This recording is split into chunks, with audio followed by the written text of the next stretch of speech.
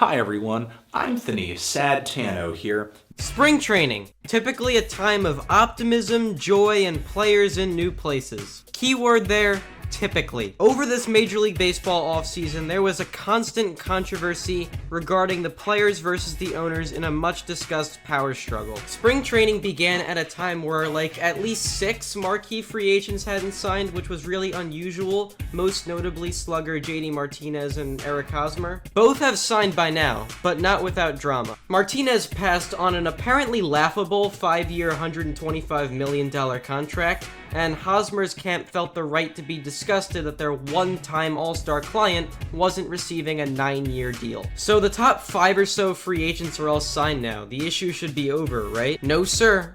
Or ma'am. You know how fans get to flock to spring training to watch their favorite teams in anticipation of the season starting? I present to you a spring training camp consisting of only free agents, sponsored by the Players Association. And do you know what the best part is? This camp is trying to pass itself off as spring training, yet doesn't allow anyone at all in to watch. No scouts, no media, no fans, no anyone. See, if the point of this camp is to stay in shape or catch a team's attention, wouldn't you want the scouts to see you? Or maybe they all realize they're out-of-shape slobs who aren't ready to help teams at the moment, and they should really stop complaining about collusion from the owners? Yeah, the owners are definitely colluding when Lorenzo Cain and Yu Darvish landed these contracts before spring training went underway. This situation got even more laughable just the other day. It occurred to me a while back that in spring training's second or third week, teams begin to play games. Was the Island of Misfit Toys going to have intra-squad games against each other? Now batting, Charlie in the box. I'm sorry, I'm struggling to keep a straight face even making this video. Yes, the imposters posing as a baseball team actually secured themselves their very own game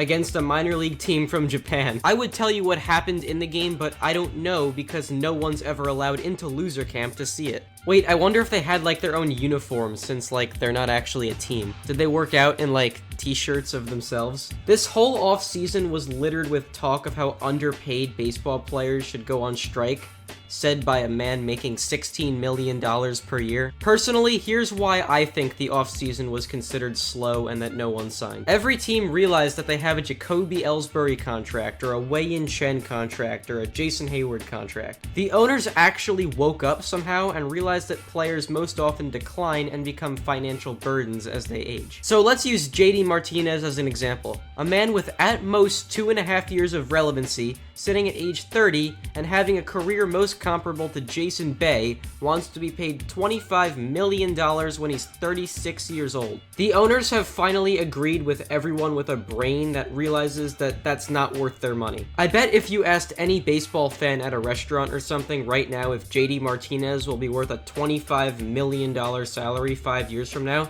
anyone who isn't related to him or older than 6 would say no. I side with the owners pretty much 100% on this issue for now. It wasn't like the players had no offers at all and were preparing to become starving artists. It's not like free agency is gonna become a death sentence where once your first contract ends, your career is basically over and no one will ever sign you again. The players are just getting on their high horses and feeling insulted that making more than almost anyone else in America is unfair somehow. I mean, you're playing baseball.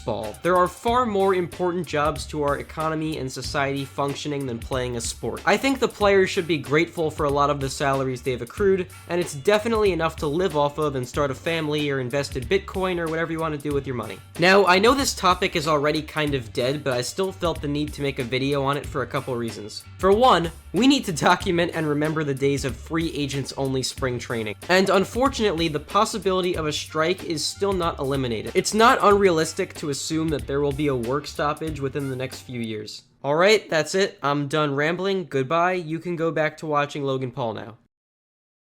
Yes, Scott, we know that you got Oliver Perez and Derek Lowe their contracts 10 years ago. Please shut up.